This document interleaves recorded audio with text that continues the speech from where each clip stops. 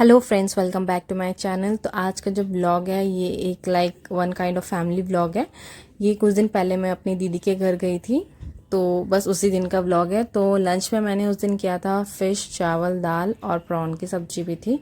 और यहाँ मैं नहा धो के रेडी हो गई हूँ और मैं बता रही हूँ कि मुझे जाना है और पैकिंग वगैरह भी करने हैं। बहुत दिन हो गए थे, मैं मिली नहीं थी दीदी से।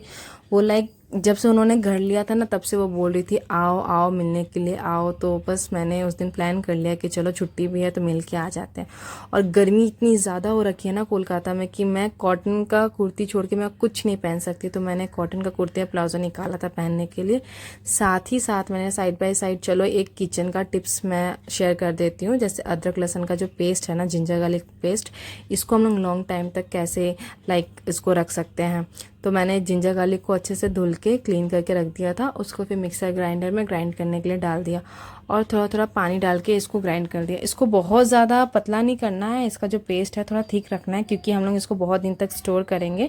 जैसे ही ये पेस्ट हो जाएगा ना अच्छे तरीके से, तो इसमें हम थोड़ा सा रिफाइन ऑयल जो होता है ना उसको डाल के अच्छे से ब्लेंड कर देंगे, ताकि वो ऑयल अच्छे से मिक्स हो जाए। इससे क्या होता है ना कि आप चाहे तो इसको 1-1.5 महीने या 2 महीने तक भी इसको अच्छे से स्टोर कर सकते हैं। और बस मैंने इसको एक कंटेनर में निकाल के फ्रिज में रख दिया। अब जब मन चाहे तब बहुत अच्छे से यूज़ कर सकते हैं हम लोग। यहाँ मैंने मेकअप कर लिया है और साथ ही में मैं कपड़े पहन के भी रेडी हो गई हूँ। तो बहुत सिंपल सा मेकअप रखा था, काजल, लिपस्टिक, दैट्स इट। जाना था तो हावड़ा स्टेशन जाना था, उसके लिए मैंने उबेर बाइक बुक कर लिया था। और यहाँ मैं ऑलमोस्ट रेडी हो गई हूँ, निकलने के कगार पे हूँ। तो टाइम लगभग 7 बज गए थे और मैंने उबेर बाइक बुक कर लिया था, वो भी ऑलमोस्ट आ ही चुका था। तो मैं सोची कि चलो अब निकल चलते हैं। अब मैंने यहाँ पे अपना बैग पैक वगैरह अच्छे से ले लिया कि निकलना है। और साथ ही में जब नीचे उतरी और आगे गई मैदान की तरफ, तो उबेर वाले भैया आ गए।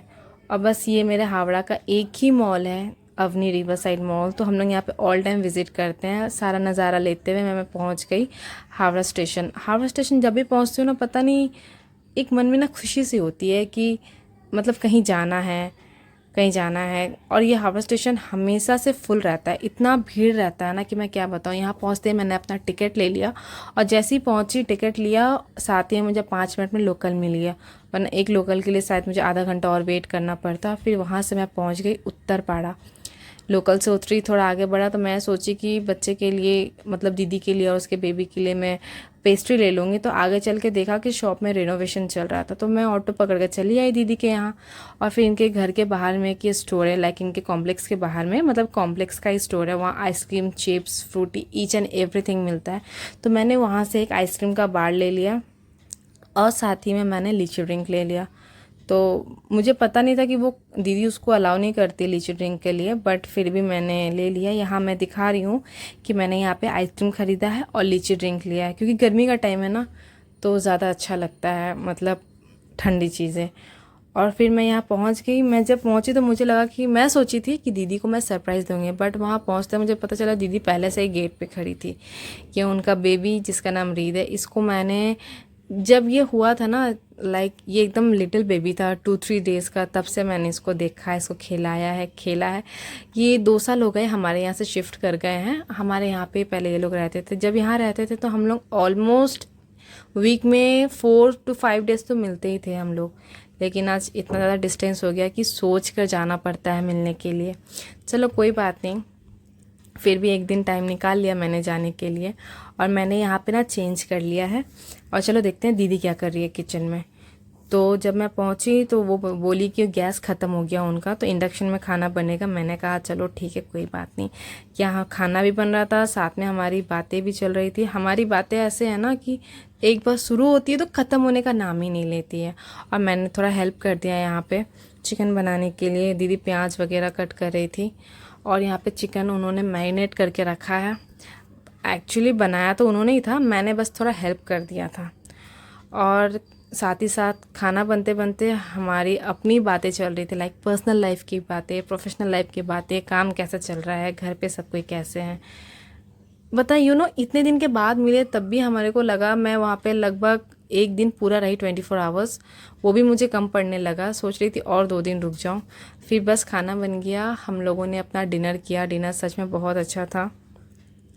और फिर जब ये रीद यहाँ पे थोड़ा सो गया ना, तो इसके ऊपर मैंने सर रख के थोड़ी देर लेट गई। मैं सोची समझ में आ जाएगा तो उठ जाएगा, बट ये इतना टायर्ड था कि इसको फील ही नहीं हुआ। फिर हम सब बातें करते करते रात को सो गए।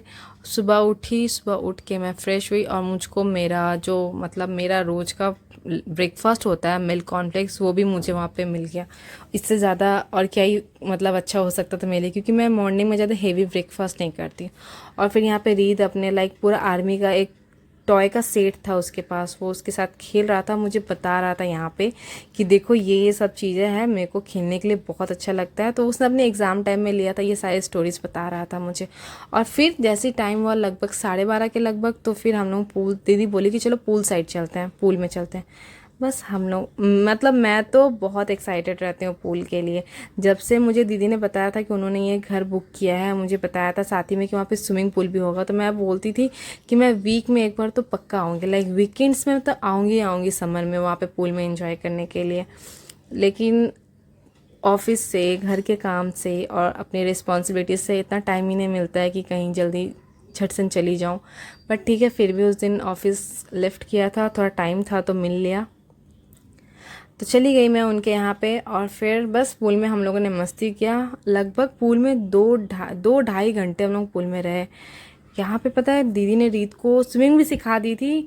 वो इतना छोटा है, लगभग हाफ स्विमिंग पूल का हाफ जो होता है ना, मतलब 25% का जो पोर्शन होता है ना, वो स्विम कर लेता है। ये डीप पूल में, बच्चों वाला पूल में नहीं, डीप पूल में। बच्चों का पूल अलग से था, आप देख ही सकते हैं। बस पूल से आने के बाद हम लोग नहा धो के फ्रेश हो गए और यहाँ पे लंच भी प्रिपेयर हो गया। लंच में था फ्राइड राइस और पनीर और साथ में पटल की सब्जी। मैं तो जनरली खाती नहीं हूँ, बट उस दिन मैंने खा लिया था। सब्जी सच में बहुत अच्छा बना था। और लंच के बाद हम लोगों ने अपना डिज़र्ट, मतलब स्वीट डिज़र्ट आप बोल सकते हैं, आइसक्रीम ले लिया था खाने के लिए। आइसक्रीम खाए, थोड़ा बातें किया, फिर सो गए दोपहर में 2 घंटा। बहुत ज़्यादा टायर्ड हो गए थे पूल में नहा धो के।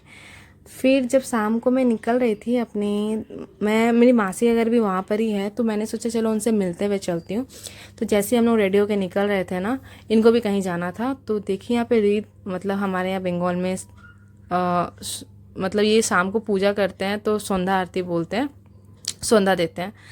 तो उसके बाद मैं अपने मासी के घर पहुंच गई। ये है मेरी दीदी का बेटा, लाइक ये ना तोते की तरह बोलता है पूरा। मैं क्या बोलूँ, मम्मी थी ना तो इसे तोता ही बोलती थी।